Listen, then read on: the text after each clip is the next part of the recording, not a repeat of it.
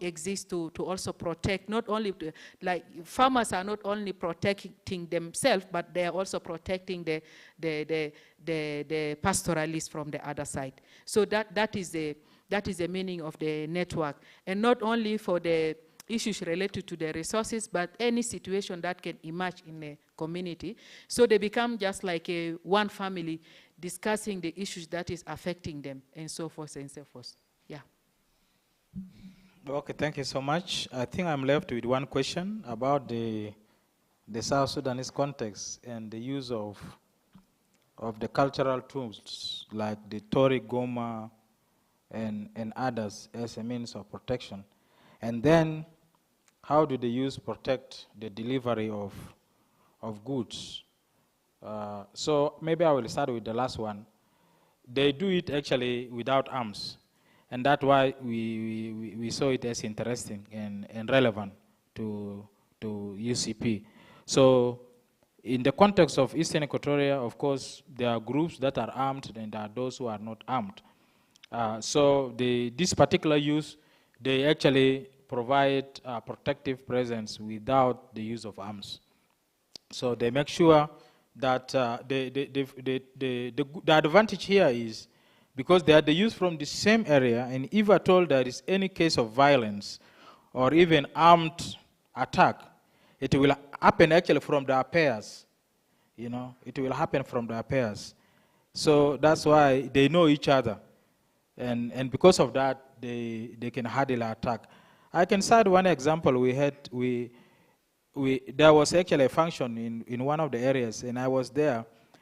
And it was getting late, and I was getting scared. So I started walking back to where I was living. And then 3 other young men was following me. And I felt scared, but then I started engaging them also. So we ended up in a conversation. And then he said, "Are you going back to where you are staying?" I said, "Yes." He said, "Okay, no problem." Then I said, "But is this area safe?" He said, "No, it's not safe. But those who attack people are actually us. We are part of this. Those people attacking actually are part of us. But we know you because you have been with us here in the civil society. And that's why we felt we want to come with you so that those people they use, our peers who normally attack people, if they see us coming with you, they won't attack you." So they went with me to the place where I was staying. And then they said, "Ustaz, that's teacher, thank you so much. Now you can go." So I never felt afraid until I was on my bed. I said, "Wow, how comes that the criminals can also offer protection to me?"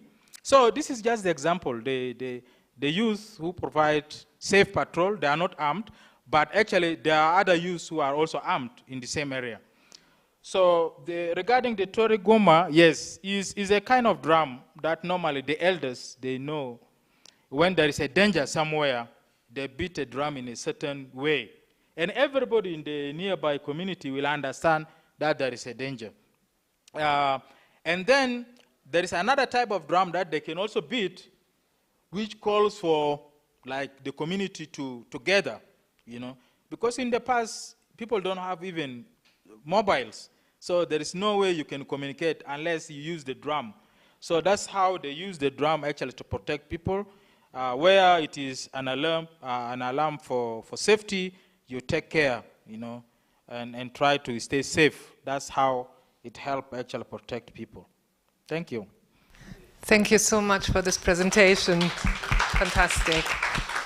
Juliet, do you want me to hand back over to you? First of all, if you still have your sticky notes, please jot down, right, your thoughts about this presentation, anything you want to remember. Juliet, do you want to take over? Are we having a comfort break or not?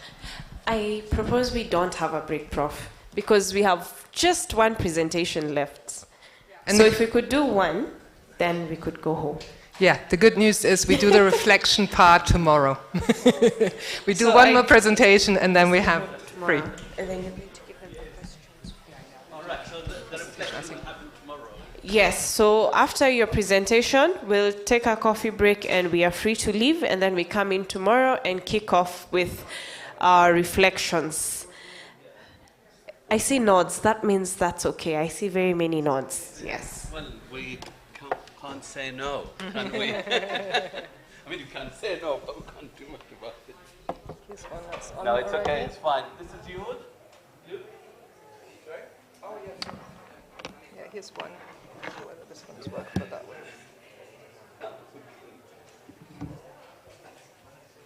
So I'm going to put the time here. So we will be also...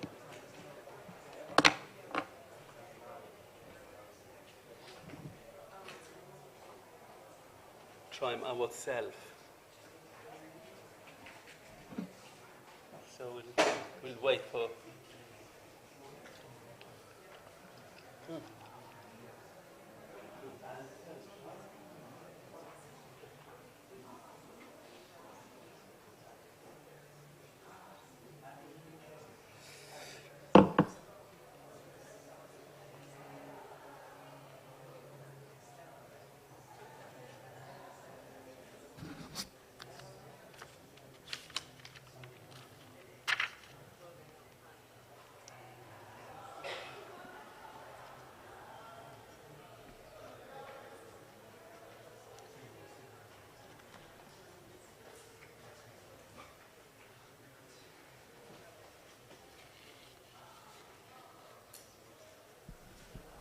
So I see they've projected your presentation. So whenever you're ready, we can start. Yes, we are ready. Yeah. Okay, well, thank you very, very much. محمود تعالوا كتان.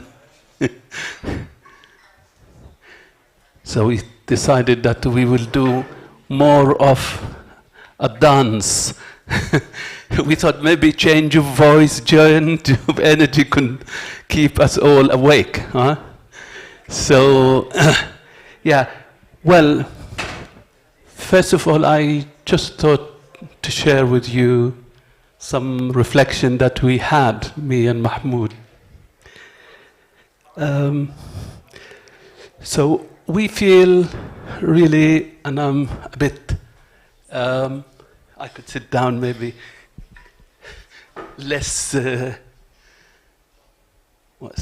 emotional. So we feel the pain and anger really witnessing our community in Palestine facing horrendous atrocities, ethnic cleansing, collective punishment, genocide, really. So it is great to be here, and we feel you created a safer space for us. And we felt really the solidarity with people here. I think Africa have a colonial settler legacy.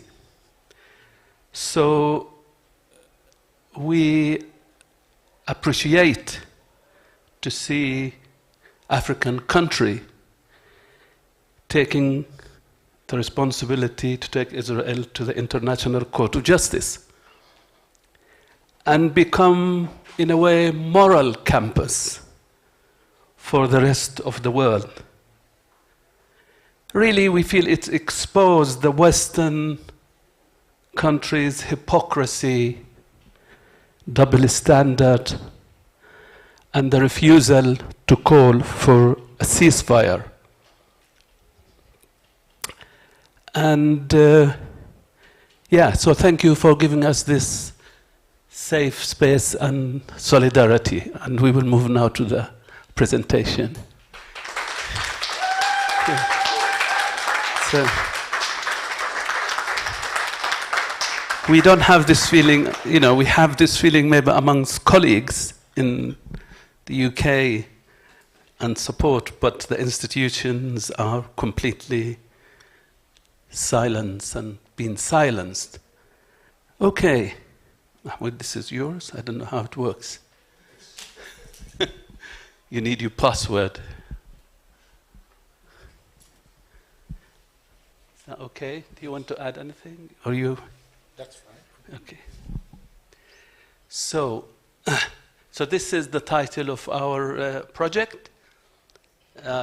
safety and dignity, enhancing unarmed civilian protection among Palestinian communities in South Hebron.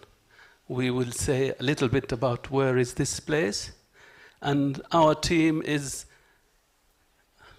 I just looked at it, I thought it actually is not reflecting all the team, but it's reflecting me, Mahmoud, Andrew, but also we have other 2 colleagues who is from South Hebron as research assistant, a filmmaker that we know now for a number of years. So what we are, next please. So what we were trying to do really, I mean, we have been working, Mahmoud from South Hebron area, I've been working there since 2012.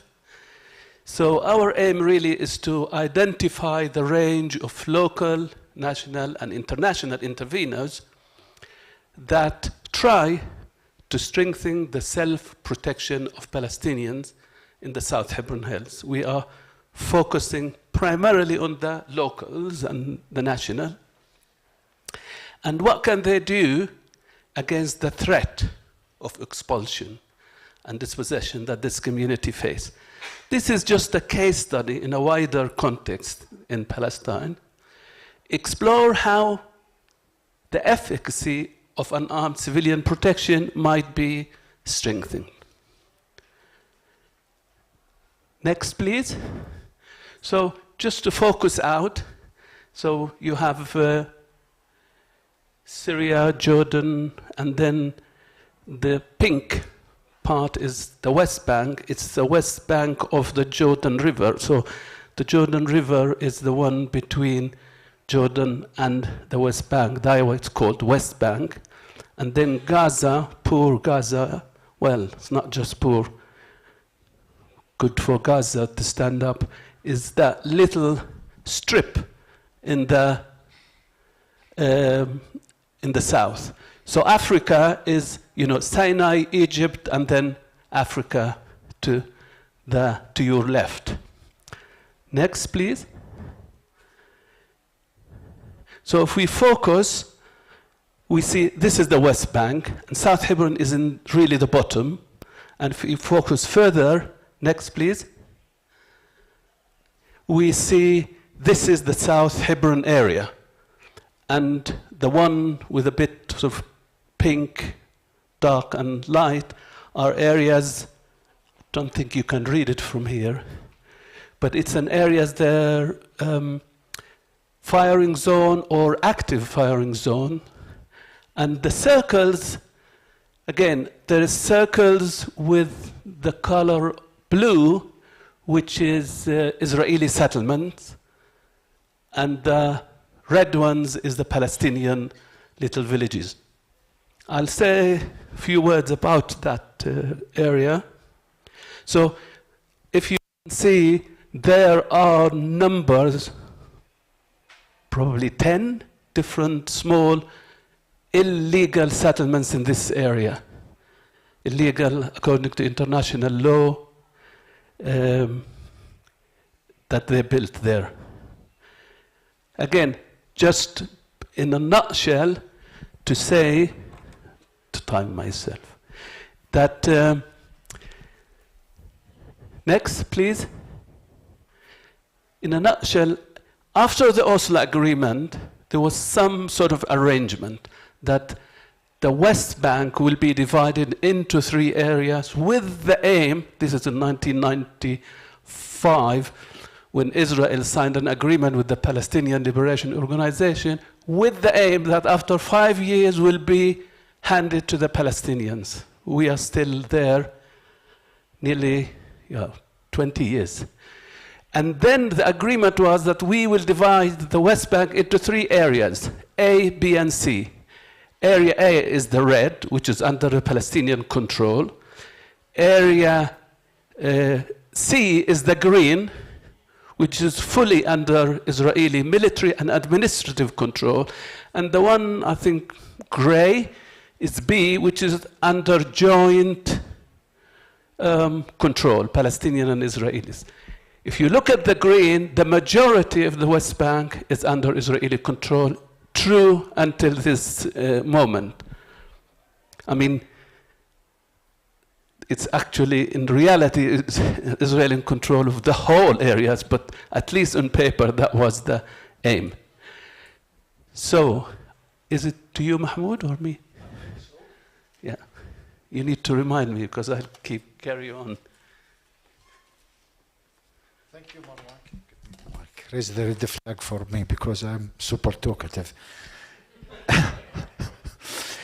Thank you very much. And really, we are feeling safe by being with you, by sharing with you how we feel about our country, about the injustice, about the settler colonial context that we are living in. And when we are talking about settler colonialism, we are talking about replacing the indigenous people with new settlers coming from all over the world. And that's the context of our case study in South Hebron Hills. Hebron in Arabic, Khalil, which means the friend. In Hebrew, Hebron, which refers to Ibrahim. Abraham was living in Iraq, and he missed his road, and he came to Palestine, and he created the conflict since 4,000 years in Palestine. And I don't know why Abraham didn't go to London to buy a piece of land, or to New York and cause the problems there, or maybe there will be peace there. So that's the name where it comes from, South Hebron Hills, which is to the south, as Marwan mentioned. And there are 33 simple communities living on grazing their sheep and farming their land. Peaceful people living there. And by day and night, the colonizers came. And you talk to them. Some of them are from Argentina. Some of them are from the US. Some of them are from Russia, coming and occupy the hills of South Hebron Hills. And they make the life of the people very difficult. Those shepherds who used to move every morning on the hills of Masaf Ariata, South Hebron Hills, for tens of kilometers, and they do not fear anything apart from wolves and wild animals. But nowadays, they are facing the threat of ethnic cleansing and to force them to leave their land because not only of the colonizers, the illegal colonizers, settlers, but also because of the state. And the state and the settlers are the same in this case. Even nowadays, as we will explain, settlers or colonizers have power more than the soldiers and the government itself. So we are talking about these small communities that their main source of income is herding their sheep and farming their land. And settlers took their land. Settlers sieged them, and they are unable to move, unable to even have any kind of infrastructure. Those people are still living in caves, and they feel that the stomach of the earth is safer for them than the surface of the earth, because the Israeli government and the Israeli settlers are not allowing them to put a brick over the other. Next, please. So,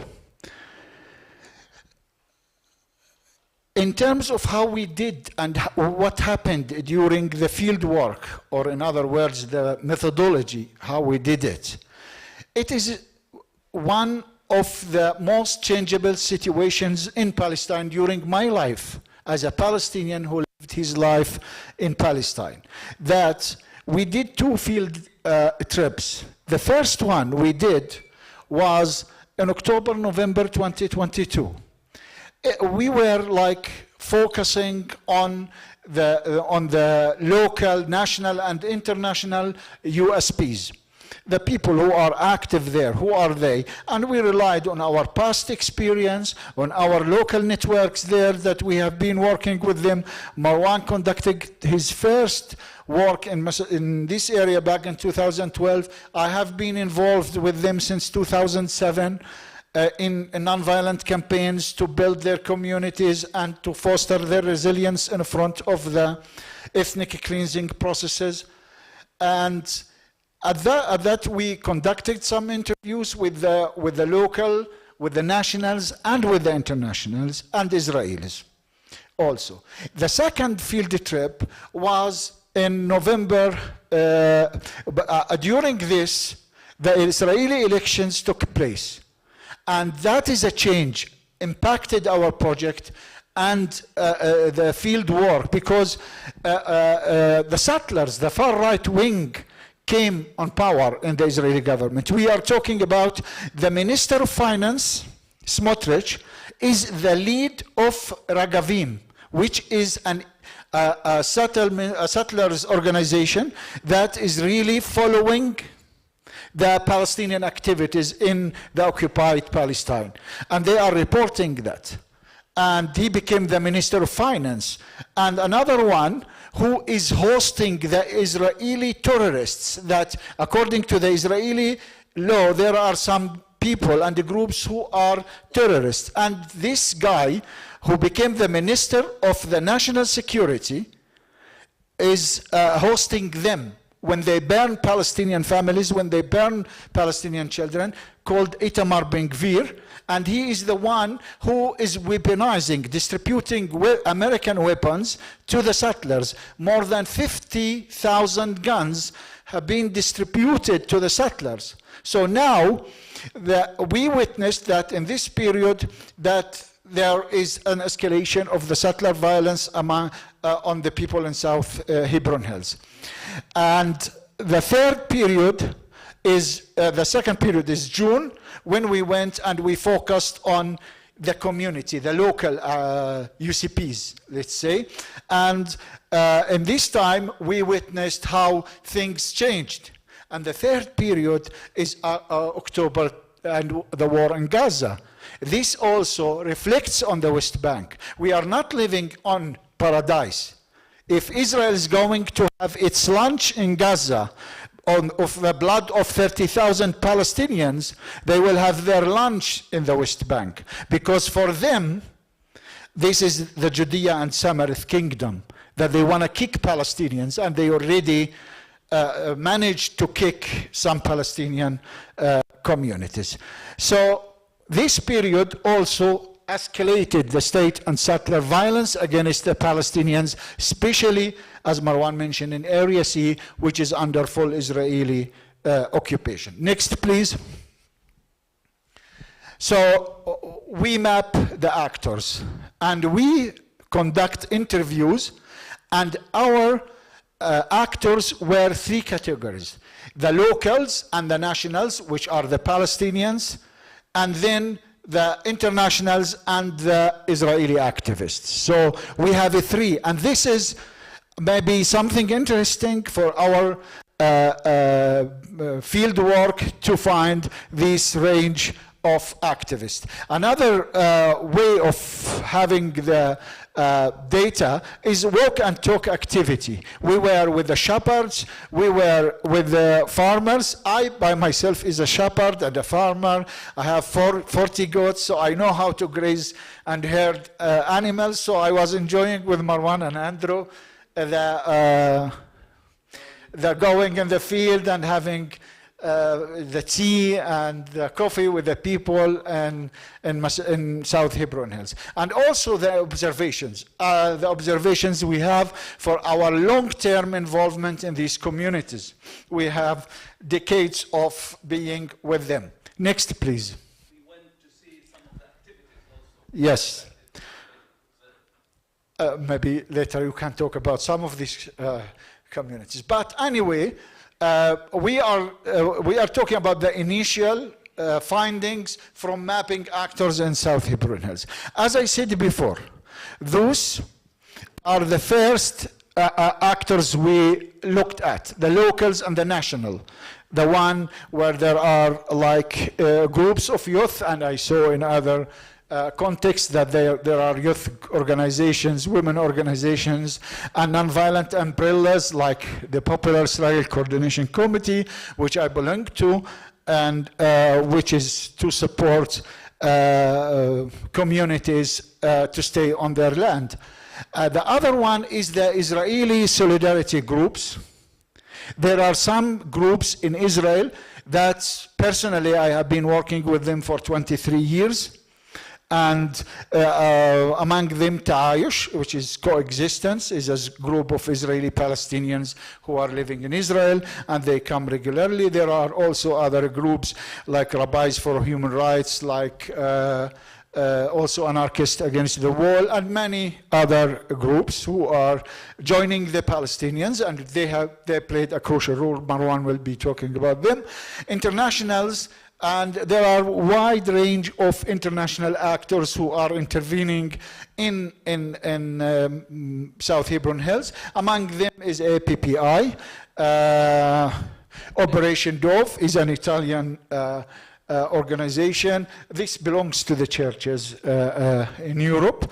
ISM, International Solidarity Movement, Center for Jewish Nonviolence, and many others. But none of them coming to Palestine saying, we are here as UCP. They are coming saying they must show that they are stupid, they do not understand politics. So one of my friends who was coming at the border, at the airport, they asked her, are you going to the West Bank? She said, no, I have my bank account back home. So to show that she is not understanding anything about where she is going, because, you know, and Israel is not smart, by the way. They rely on artificial intelligence, so you can mock them easily. Sometimes, most of the time. No. Yeah. Next, please.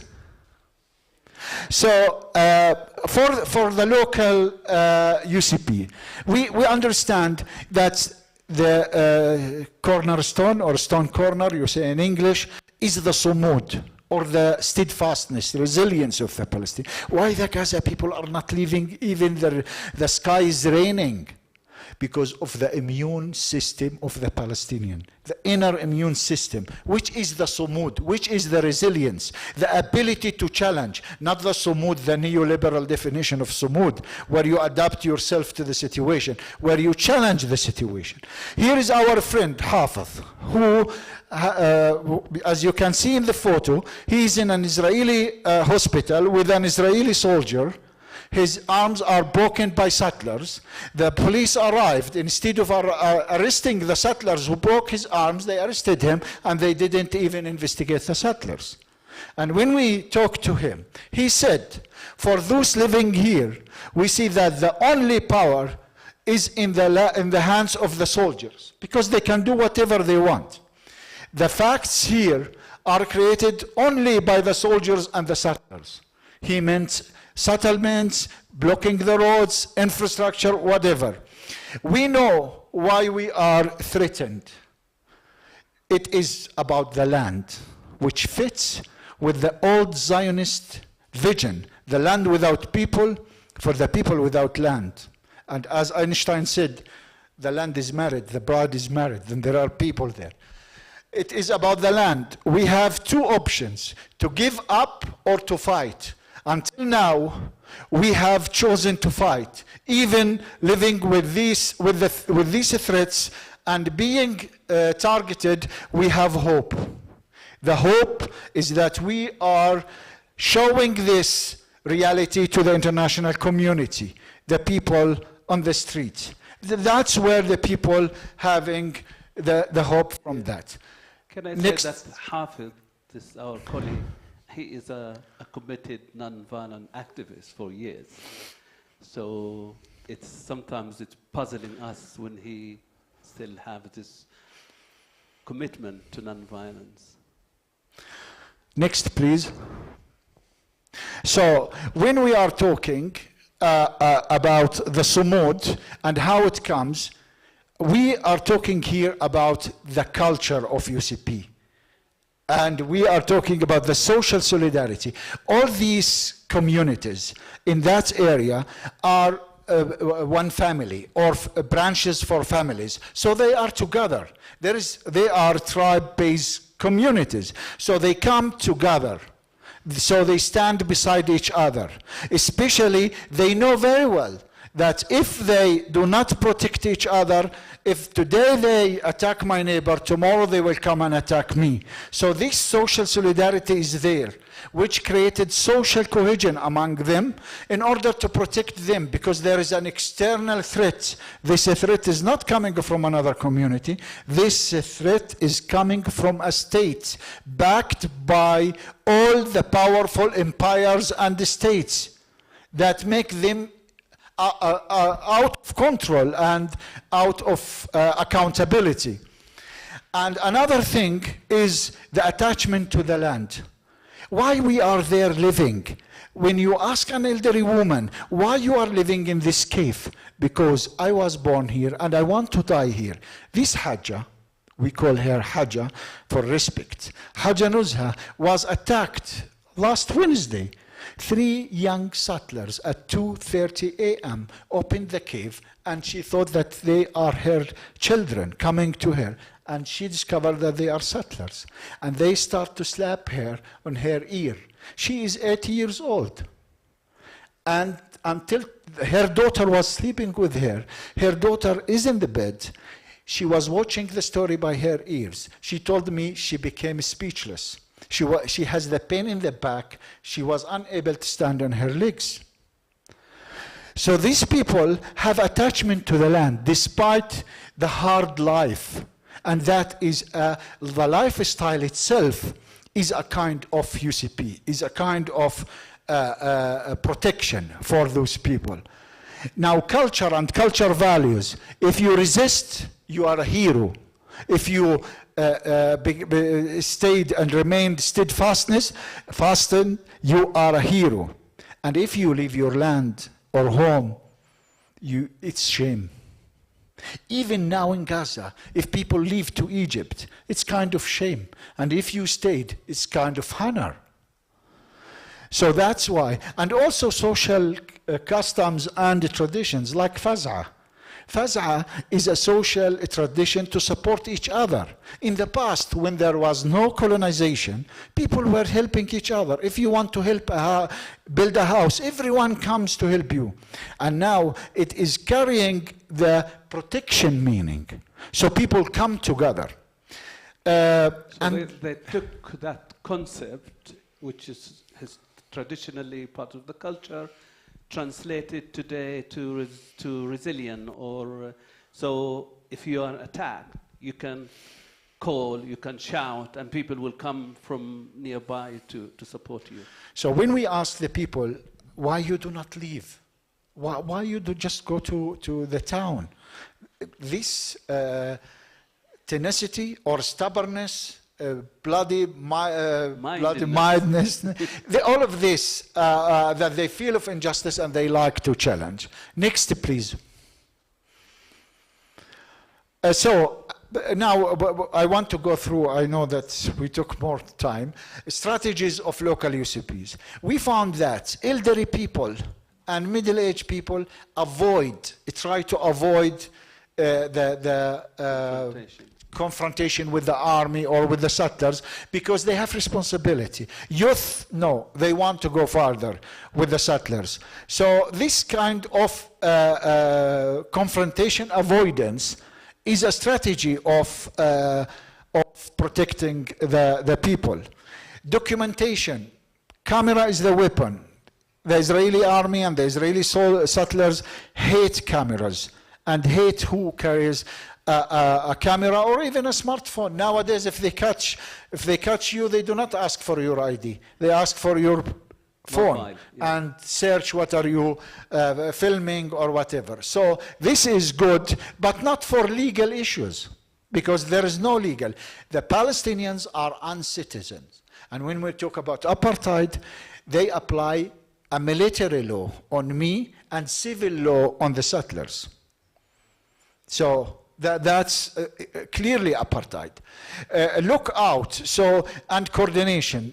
People are using social media, WhatsApp, whatever, in order to warn each other. And when they have people, as in South Sudan, when they are hanging on the tree, to look out if there are settlers, if there are army, so they can avoid them. And also, the local knowledge. Local knowledge is very important because, you know, you are not dealing with another community. You are dealing with a stranger who came from Siberia, from New York, from Thailand, from I don't know where, and he settled there. They don't have any kind of knowledge of geography. They rely on technology, satellite, whatever. So the local activists, they know the geography. They know every hole, every cave, every valley, every tree.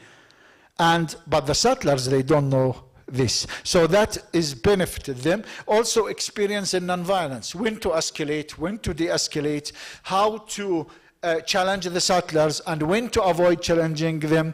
That is very, very important. Safety in numbers, that is very crucial. Regarding numbers, if you are few, you cannot confront settlers.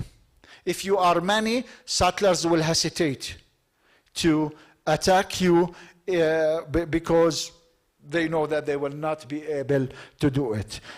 Stone throwing is another also strategy. Sometimes if you are in numbers and you see that settlers are coming, the only way is to throw stones, but not with the aim to kill. Marwan and Andrew were with us one day when we went to pick olives with a Palestinian family, and we noticed that there are 7 settlers, and we were like 30, 35. So, okay, 7 settlers will not be able to stop us, despite the fact that they are very extreme, and we know them. And then another 60 came from up, all of them with knives, sticks, and everything.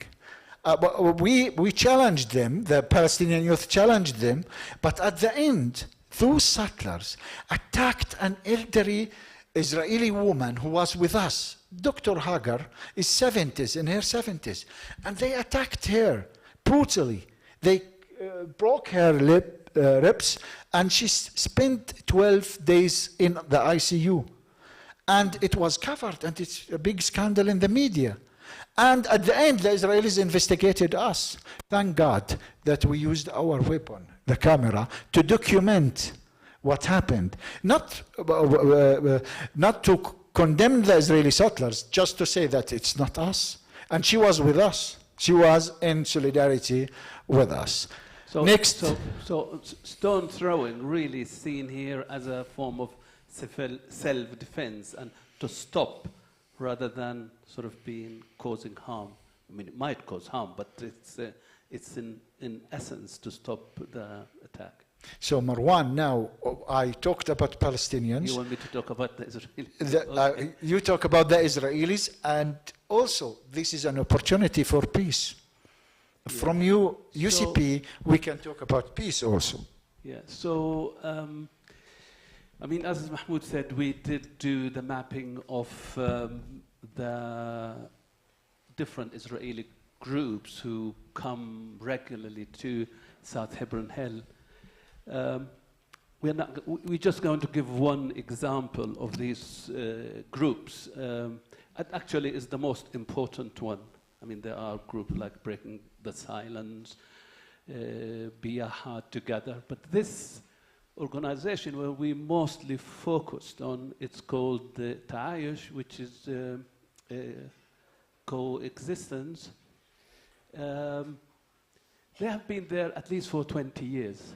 In fact, the interesting thing that they are the second generation. So last time when we were with them, they said, oh, we know Ali when he was 15.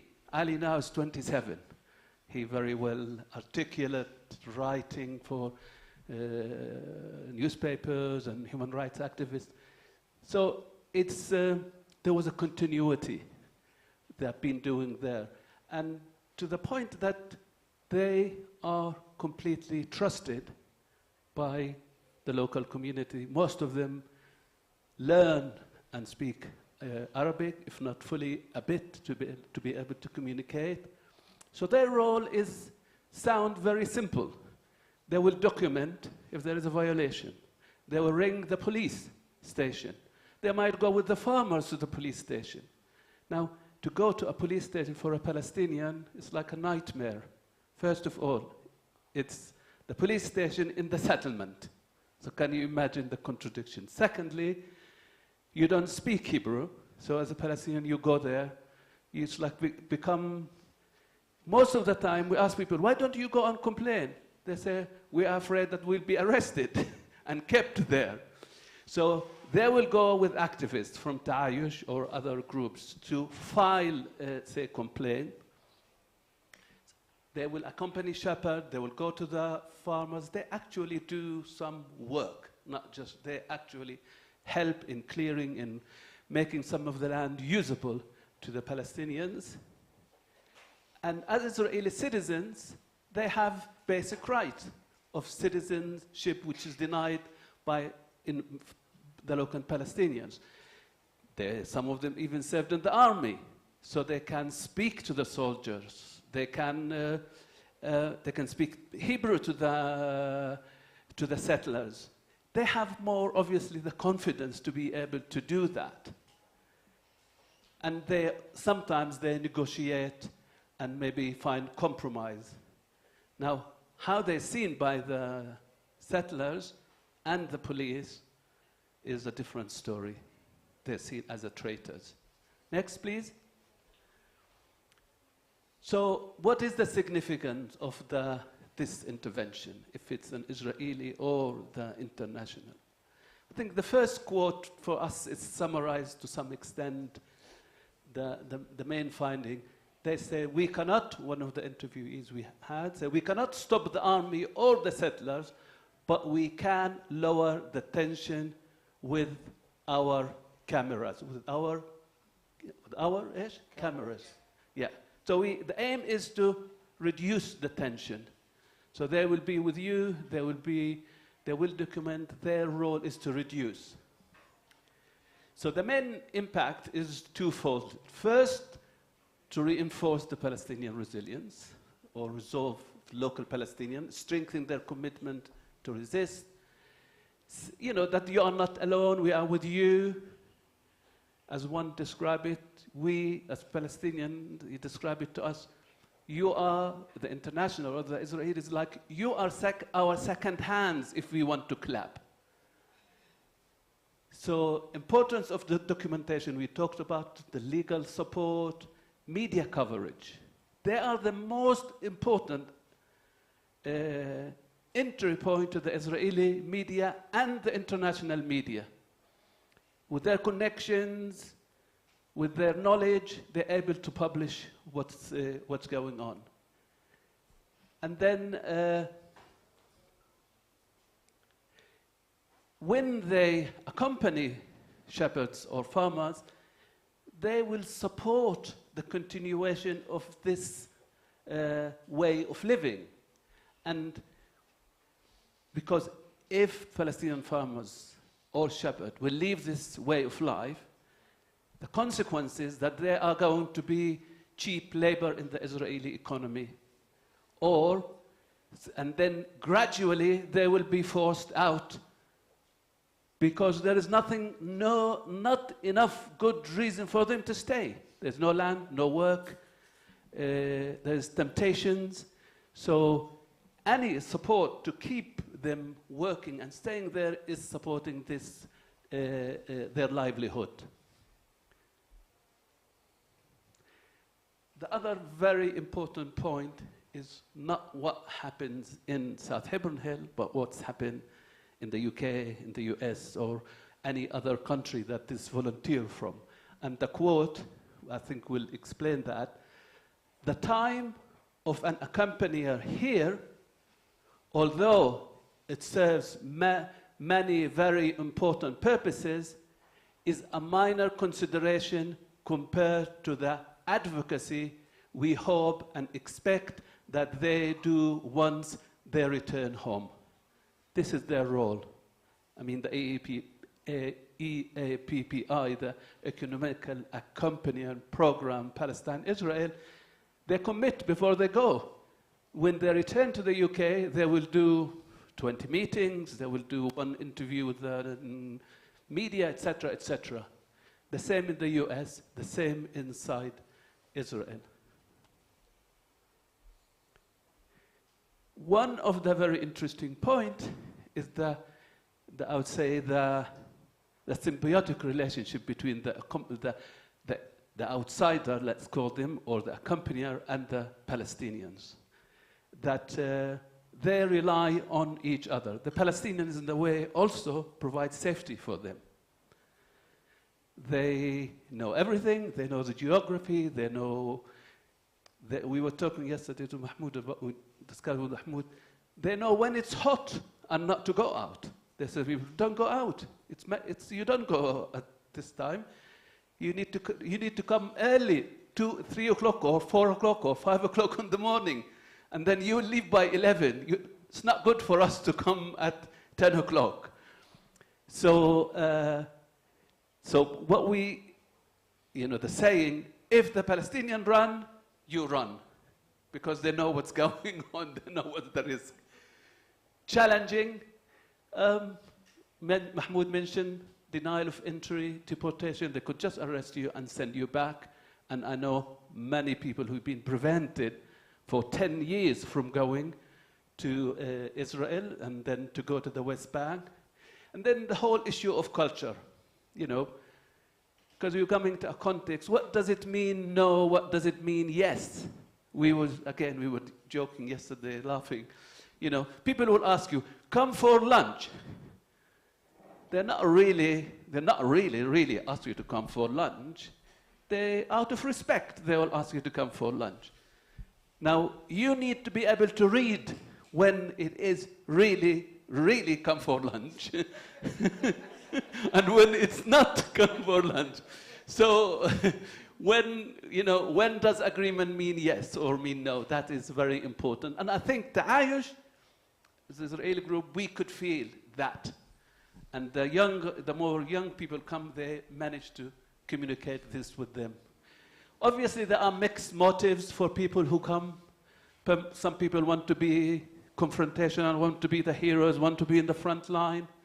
Some others have other motives, less. The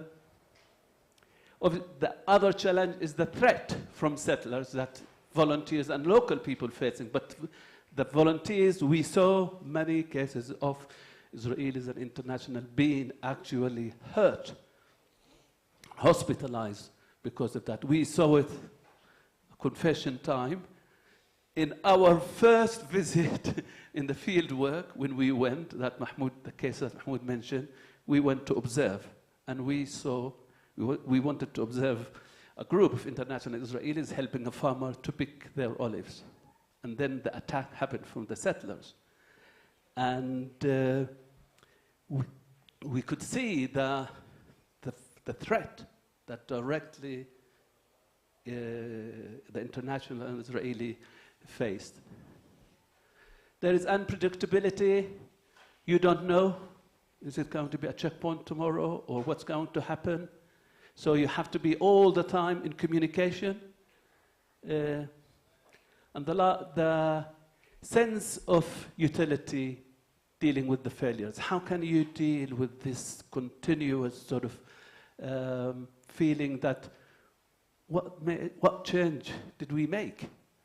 The feeling of failure or hopelessness. And the last point is the challenge is how to maintain this hope in the absence of external state pressure on Israel. Because these are human beings like us, they have families, they have life, so it's how can you maintain this hope. Next, please.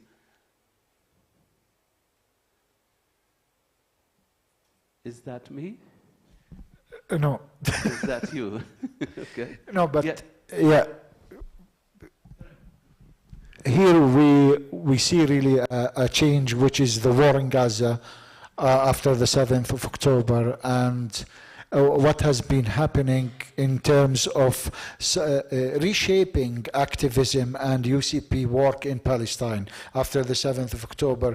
I felt that, as I consider myself as an activist who is moving from place to place to protect communities, but after the 7th, when we saw everything has changed, when we see settlers turn soldiers, so when we see the kind of attacks that settlers are conducting against Palestinians, at least before the 7th of October, you were able to argue. After the 7th of October, the language of the settlers is bullets, shooting from 200 meters and so on. They killed the settlers. They killed 22 Palestinians. We are not talking about the army. The army killed more than 572 Palestinians, but settlers killed 22. And you know, when settlers are doing this, that is a very dangerous situation. So that has increased, and according to international organizations like OCHA, even Israeli human rights organizations, the settler and settler violence increased 4 times than the years before. That's very risky situation. So now this impacted also on what the settlers are doing. More than 16 Palestinian villages have been forcibly displaced. We are talking about 3,000, and this is not random. They know there is, for example, an Ayalon plan is how we make Israeli settlers move from the Mediterranean Sea to the Jordan Valley without seeing the Palestinians. So, and now they are working on this, and it's the golden time to exploit the situation. And while the world is busy with the genocide in Gaza, they are doing what they are doing in the West Bank. And they want to revenge. They call openly, Palestinians, we will offer you buses. We just want you to go to Jordan. And from Ramallah to Amman is 1 hour driving, 2 hours driving, and so on. So they are just want to transfer Palestinians. And we also found that there are no internationals. After the 7th of October, no one. Israelis, it took them 2 weeks. Even the Israeli settlers ones, yeah. went to their doors. They get their addresses, and they went to threat the Israeli activists who were with us. And I know some of them left the country. They are unable to bear the settler violence inside Israel, not only in the West Bank.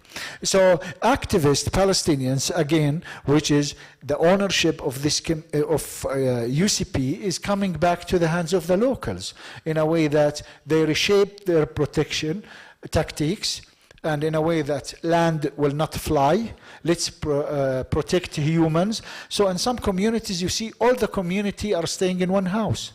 So if we die together. If we survive together. And it happens that many of those Israeli settlers came and attacked. In one of the communities, a settler came with his gun and started shooting at the people, injuring one of the residents, and these stayed like 82 days in the hospital. Next. The last one is the small... next, please. Yeah. So, I mean, we don't have a conclusion really, but we have 1 or 2 thoughts. You know, that UCP is important, but it's limited. You know, is it possible? Is there a way forward in further investment in the sense working, enhancing with the Israeli, in the Palestinian-Israeli groups? Because we saw them as the most sort of fundamental, really. But also we know that the other experience in the past, which is having the temporary international presence in Hebron, which was established in 1994, which is a group that came as a result of the massacre that was in Hebron, and this group came with the agreement of Israel. So these are just thoughts. Is that the direction? Possibly. What we thought we would like you to do, and sorry for it took longer,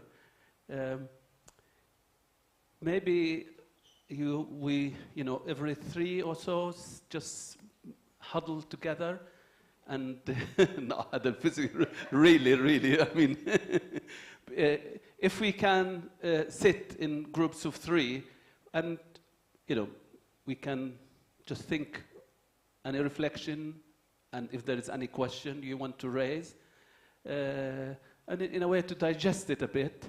And also it's a chance for you to write your little reflection notes so I suggest if you can sit with 3 groups of 3 together, discuss what you heard, and write questions if you have, write your reflections, okay? So here is to our friend, you could be a 3, you can be a 3, yeah, Skana, and 5 minutes, 4-5 minutes, really, and we will finish with that, yeah. Yeah. Yeah. And yeah, you can be you together, you 3 of you together. Can you do this, the 3? Yeah. And you 2. Can you go back to join the? And yes, 3 of you there, Fernandez. Yes, you 3. That's good. Yeah. Just.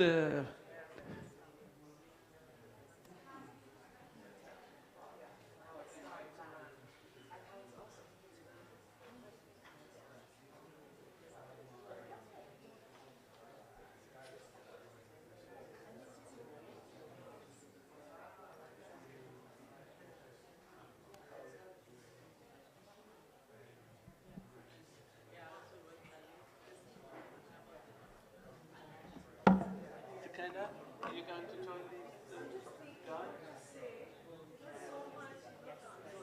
Yeah, well, you can.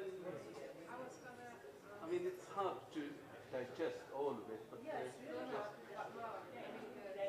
point, we have one point which is so similar to Colombia, is remaining on the land, maintaining the land as a form of protection. It's so important in Colombia as well. I think there's a lot to talk about.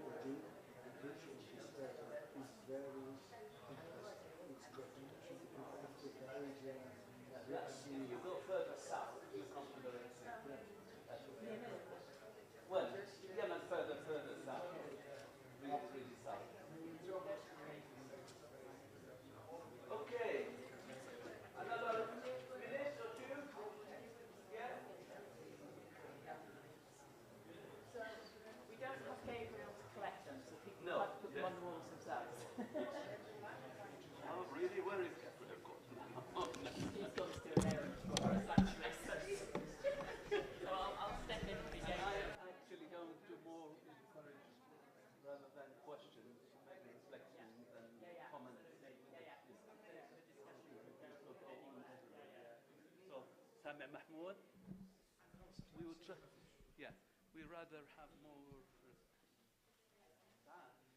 but we rather have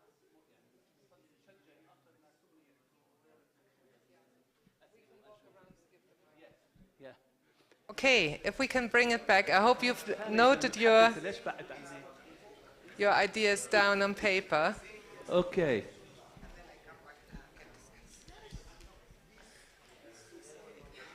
Let's bring it back.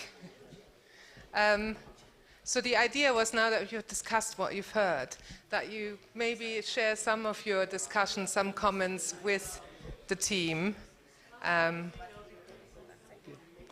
Right? So who would like to share something? Who wants the microphone? And we're happy for more reflections and commentary. Reflections, comments, if questions. you like, you know. Bernard.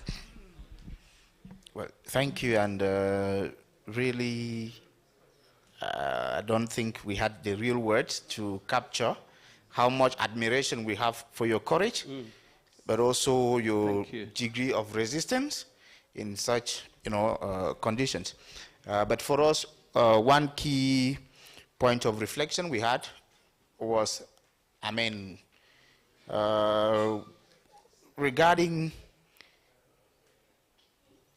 biblical, maybe, connotations of what is happening between Israel and Palestine, but also the extent to which truly, like you said, UCP is important, but limited.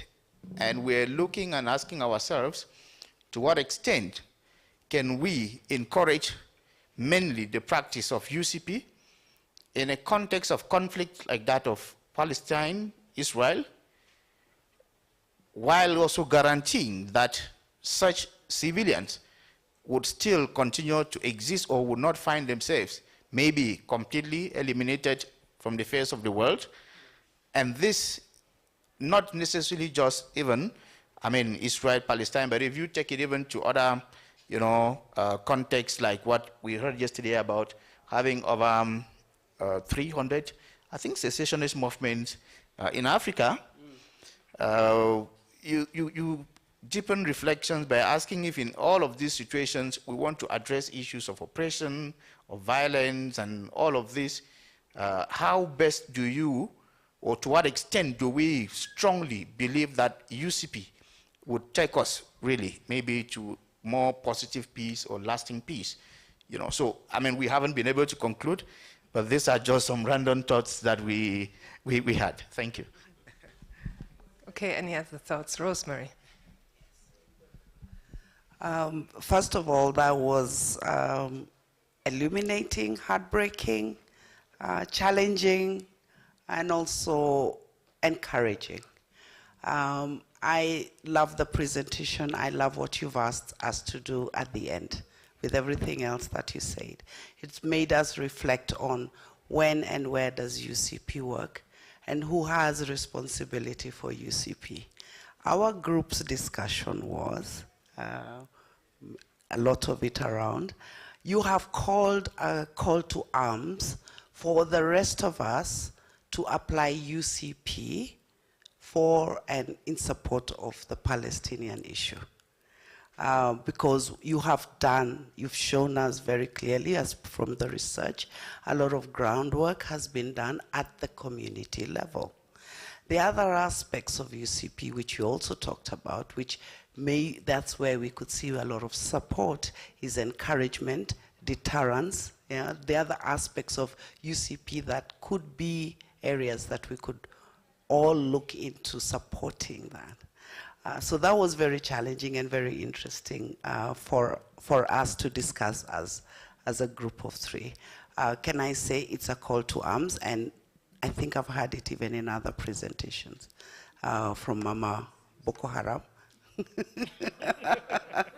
And now I've heard it from you, and I think it becomes a big thing when we talk about UCP, so that it's not a methodology that is practiced by a few, a special few. It is a methodology that we are seeing even in the research. Most of our communities have practiced it traditionally anyway. So how do we strengthen that, and how do we get the energy of that and move it forward? And this network and other networks that have come up, I think this is a call for arms for us to move forward. Thank you so much, especially for your passionate presentation. Mine is a more personal question. Since October 7th, there's been a radical shift in the amount of violence that had been meted against the Palestinians. Elias Opongo from Hekima University College. So I'd just like to ask a personal question on how this has affected you as a person, emotionally and even mentally, to have the internal drive to continue pursuing for the kind of justice, which I really congratulate you for this project, which is very important. And I'm so glad that we're able to highlight Palestine at this very wrong moment in history that we are going through. So sorry if, feel free to answer it. If it's a bit too difficult, then it's okay. Thank you.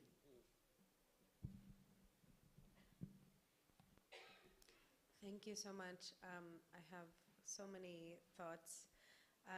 But I guess some of the things that have come up are, one, showing the limitations of this notion of neutrality and the relationship between silence, oppression, and the tenet of neutrality that comes into UCP frameworks, that comes into humanitarian frameworks, and how we kind of deal with that.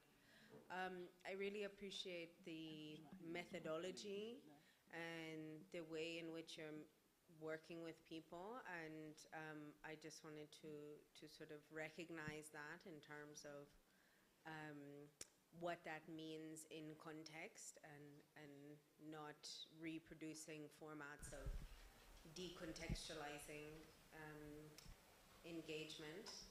And just going on the back of this last question or point, I think it raises something maybe to think about within the network and within this kind of work more broadly, in terms of how do we resource and care for the challenges of this type of research, and especially when it's embodied and connected in these ways that can be implicated in current forms of violence, but also I think we all recognize that places where we're working have recursive forms of violence.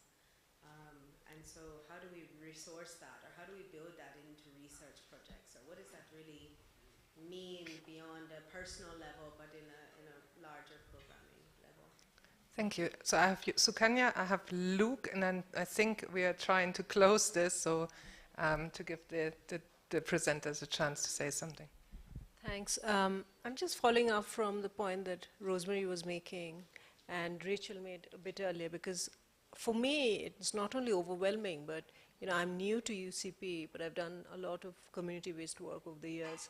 One of the things I find in this context is that how do you scale up the resistance from individual to collective action? And I'm not saying that there is no collective action, but it's such a constant, push towards extinction, really, moving people out of their land. And I think that point that perhaps it could be more of a externally driven support and caucuses of support for even these individual forms of resistance and protective behavior, and then scaling it up not within but from outside through creating that sort of mass pressure, right? And I'm sure there is already existing, this is a really big international debate about Palestine. But I think from a UCP movement perspective, it's important to engage in it as a call for mass action. Thank you. Do you have a mic here? Hi there. So yeah, thank you for the presentation, and I echo what other people have said, in that I don't think anybody can see the situation that's happening in Palestine and Israel and not be absolutely heartbroken. Also, the kind of personal nature of the kind of project and how it's so kind of local level.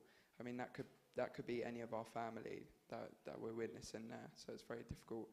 But I do think there is some hope, and I think there's two things in the group that we kind of picked up on, in that there is solidarity there. There's both Israelis and Palestinians trying to engage in UCP, basically looking at the situation and believing that the violence is just not acceptable, and then trying to do something about it.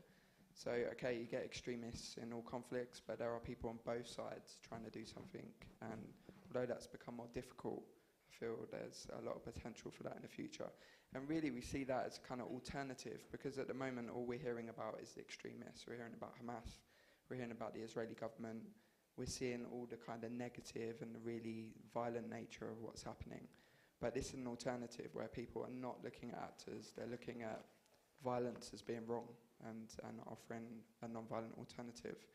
And I think also, because it's such a local level project, it really emphasises the importance of UCP starting at that local level. It's a really local endeavour, and obviously it happens at all different levels. But yeah, thank you so much, and really appreciate the presentation. Excellent. So thank you everyone for all your thoughts. If you don't have to respond to everything, but if you pick up... Unfortunately, we will not be, I don't think we're going to answer. No, don't, please don't. But we will but share, you will be around to talk exactly. to afterwards. Yeah. Maybe share, I'll pass it on to Mahmoud to just sort of some comment on what you said. Yeah, we are aware of the limitation, but in a way we see UCP, but in a way we see that as one step to go further, and some of you did say that, which means how to take this type of solidarity, this type of witness, this type of documentation to internationally. And even we believe that how to take it internationally to impact in the UK, in here, in there, and further that this impact could return back to South Hebron positively. In a way, we see it as a circular. You come, you can witness, we support you, you support us, you go out, you build the movement where you are to try and influence where you are, with the hope that this will further encourage and give more inspiration and hope to us. And I want to say that what the wide international solidarity movement in the streets around the world, it is the oxygen to a lot of Palestinian back. This is, I mean, we know this from living there, we know this from people. It is so important that without it, I can't imagine how difficult it would be. So the solidarity also have a different aspects, influencing policymakers, boycott. It is a non-violent boycott, divestment, and sanction. This is a simple thing that every citizen can do. I don't want to buy, I don't want to invest, I want to take, I don't want my university to invest. I don't want my workplace to invest. So these are, wherever we are, we can do that. So in a way, the conceptualization of UCP is the stepstone, the foundation to go outward. So that is one point. The second point is, I mean, nobody comes to South Hebron or to Palestine to support. They will see themselves as a neutral. They're clear. The minute that they came there, they were clear with their position. And the Palestinians see them in this way, and they see themselves, etc., and the settlers and the armies.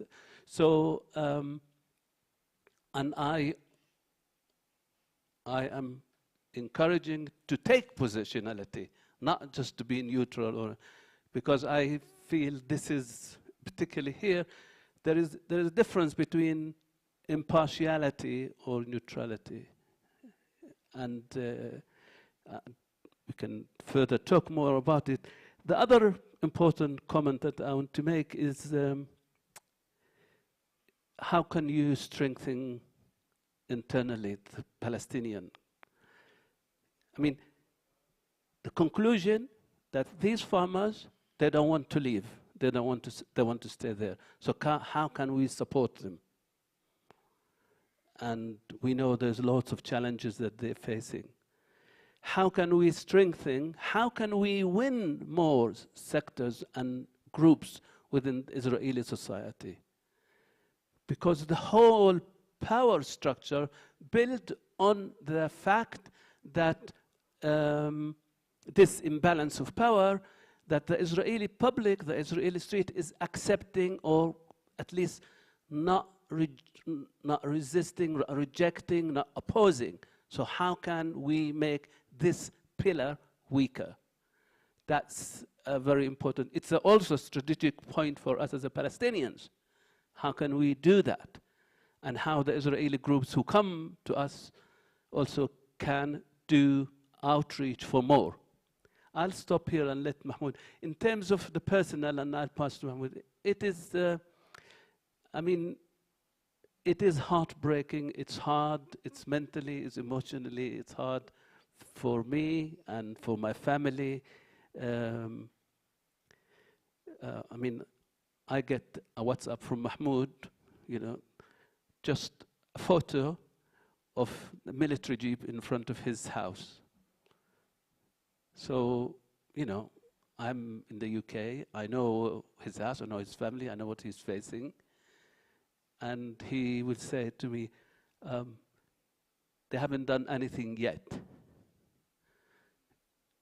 We have our colleague who works with us to make the film. He'd been arrested in December because he was filming. 6 days. I folded hands behind, kept for 6 hours in a military camp, then taken to jail for 6 days, released, no money, nothing. no charges, nothing. And this is like every day it's happening. Now, our colleague Mahmoud didn't say, oh, I don't want to do the film. The opposite. He's committed, he wanted to continue to do it, and you know, so it is very, very hard. But we find inspiration, we find, I mean, I personally, when I go and participate in demonstration or active or doing something, that's given me more energy and role, and the support that I, you know, from colleagues. I'm sure, just 2 words. We came out with the idea of UCP movement. This is a brilliant idea.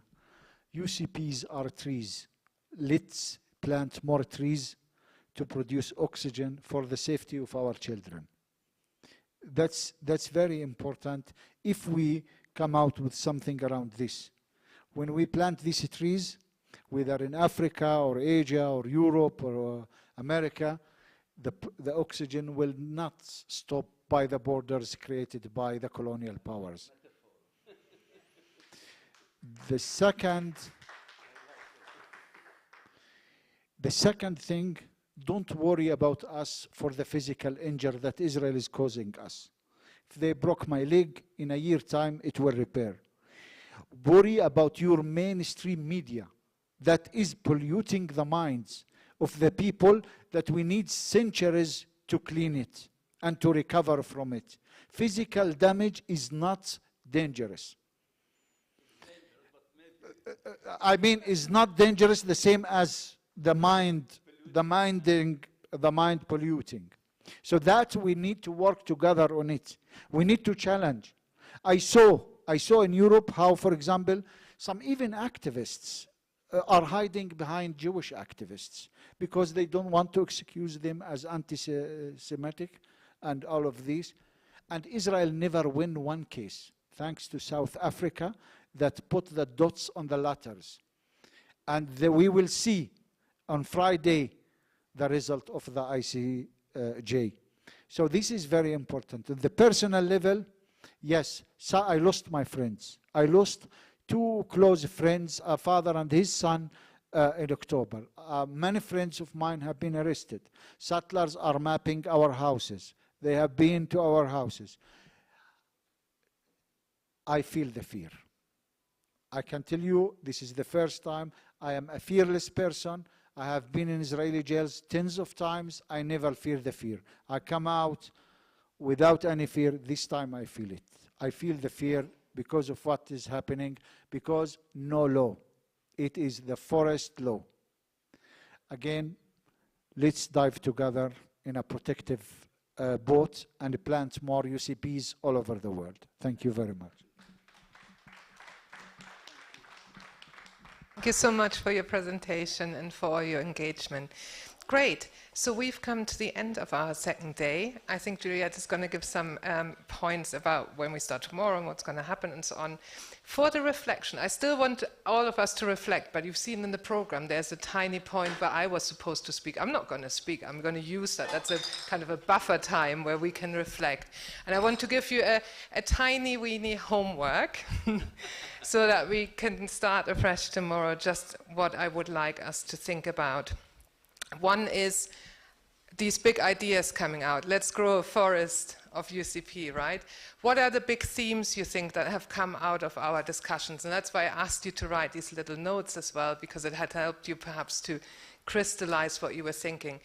We've heard so much about about climate change, the environment, and how how UCP has to be built into these changes that we are seeing. We've heard about UCP and resistance and the thought about building kind of a global solidarity movement, a UCP movement.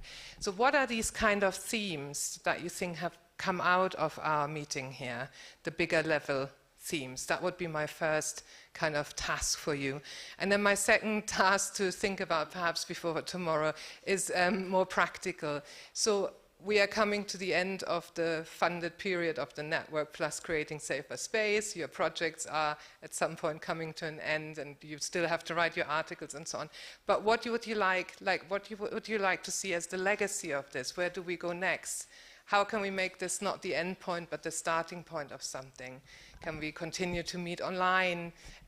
Do you want us, if we find some funding, to do, I don't know, more training on something? What would you like to see happening after this meeting so that we can continue the conversation?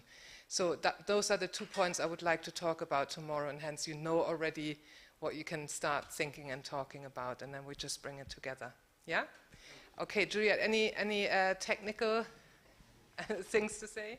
So I think before you sit, maybe you can tell us if we can have the reflection either before we kick off in the morning or after tea.